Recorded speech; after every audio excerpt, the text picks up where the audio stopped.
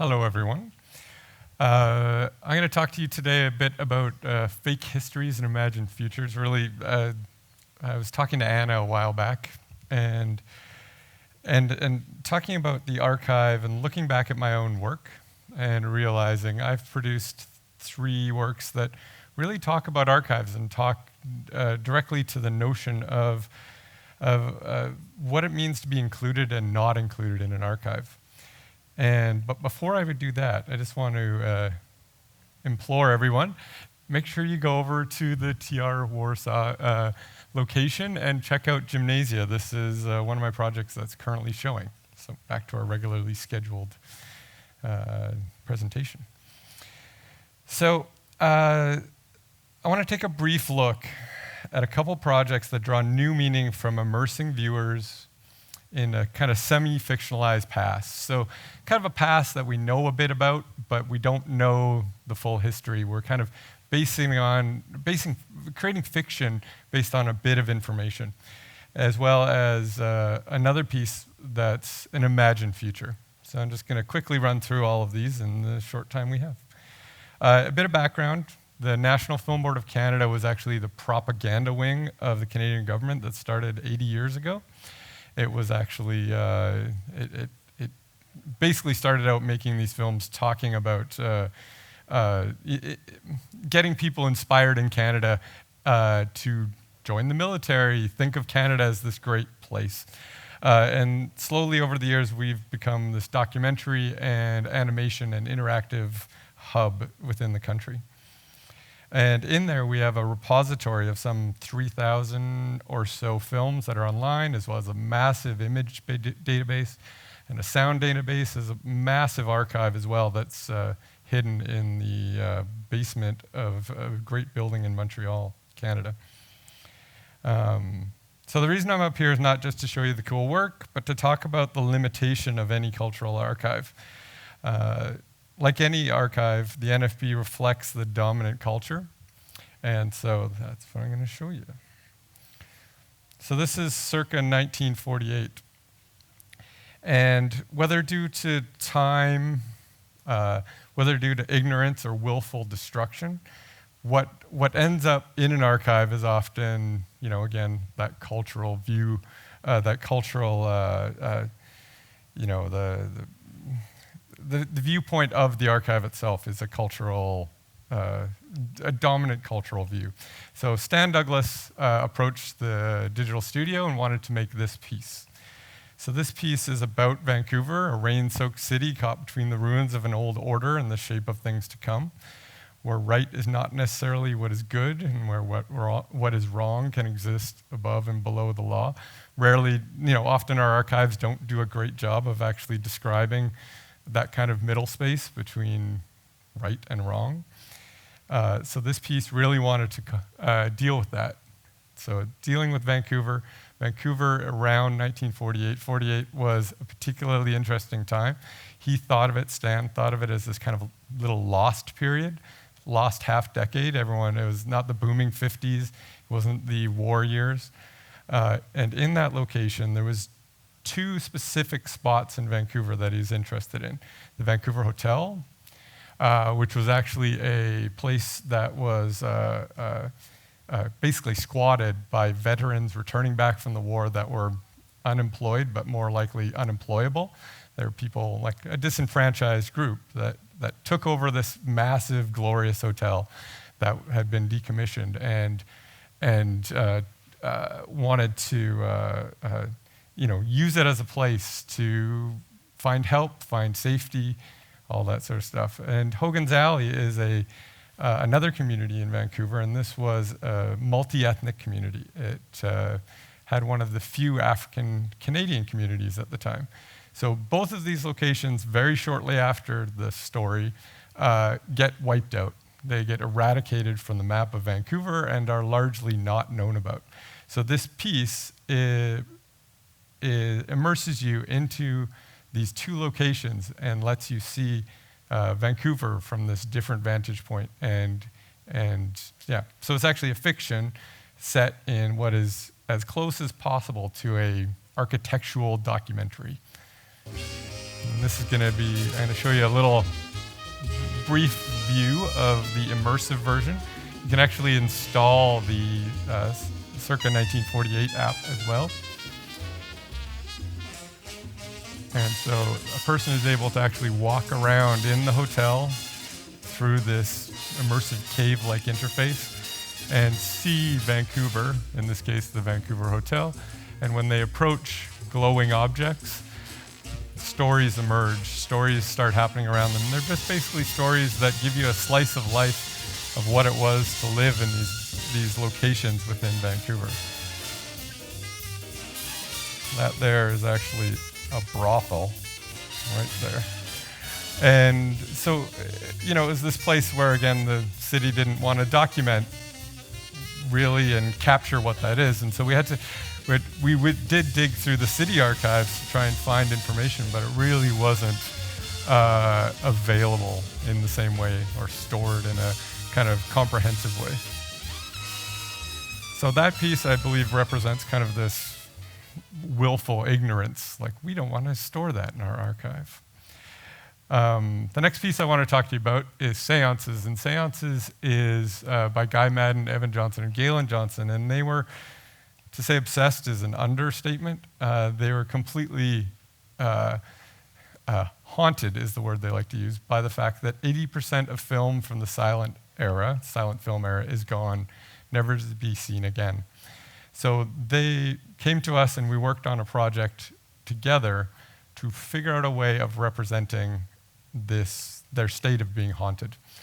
And so this piece actually deals with what is it to have the foundation of the thing you love not exist.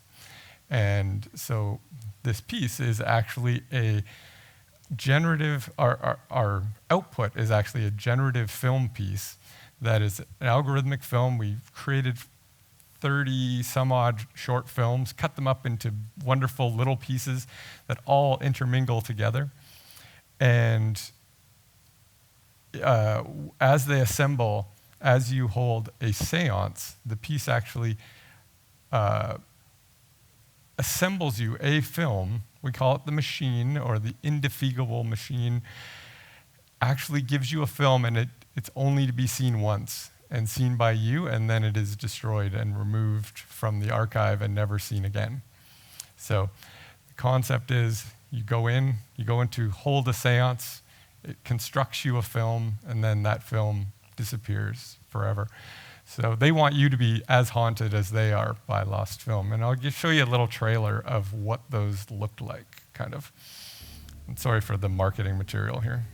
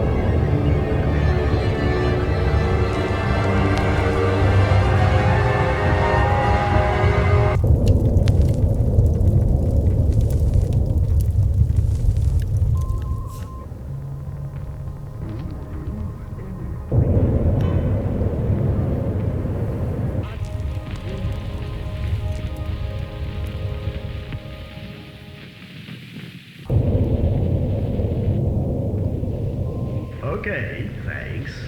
I'll go have a look.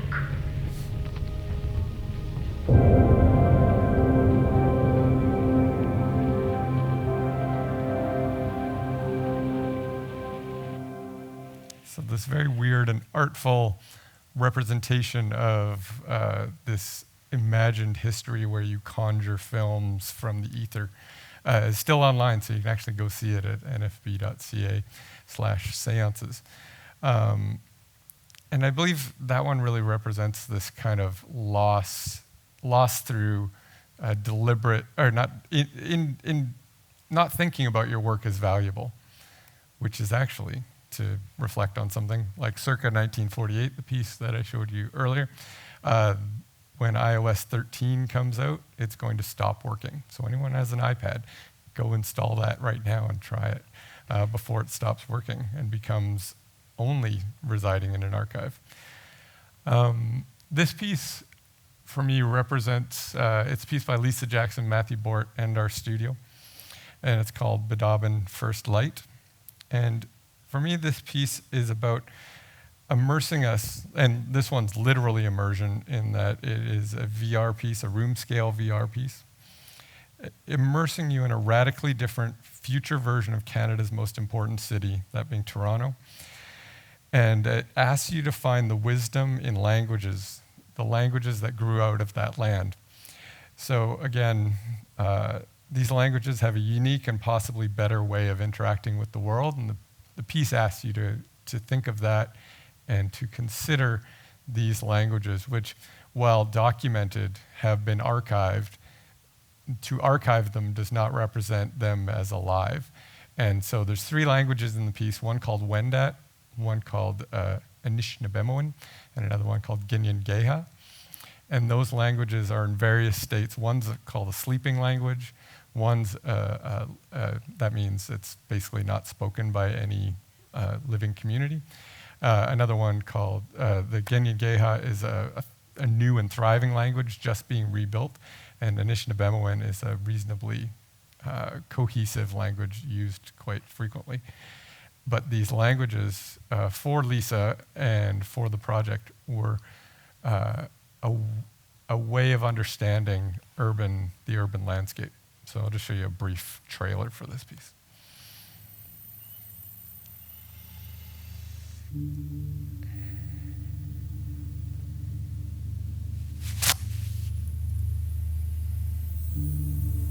Hachne sahiotron son hiwa atisha e sentiohqua.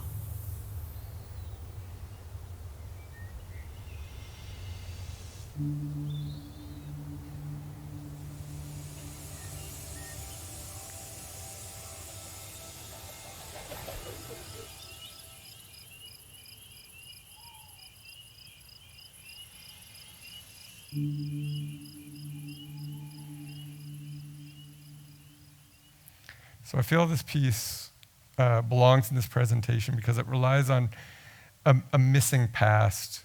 The languages themselves weren't seen as, weren't included in the dominant archive, weren't included in their true form. And so to me, this is escaping from the archive in the sense that it's just never fit in the first place. Finally, what I'm going to show you is actually a film that is directly from the NFB's archive. And this is actually a bit of a palate cleanser. And this is by Caroline Monet, an Algonquin French artist from Montreal. And she went into the NFB archive looking for material in a way to re-represent. And not that the NFB had material that was racist or inappropriate or did a bad job of representing Indigenous peoples in Canada, it just didn't come from their voice. And she wanted to use the archive to actually recreate and give a piece that showed the capability, energy, and strength of Canada's Indigenous people. So I'll leave you on this short film by Carolyn.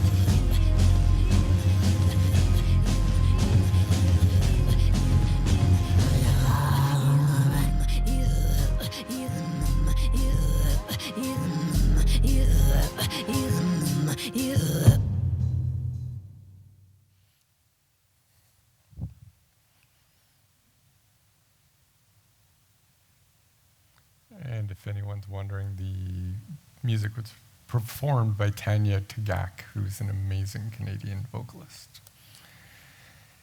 And yeah, that's my bit about escaping from the archives. There's my contact info.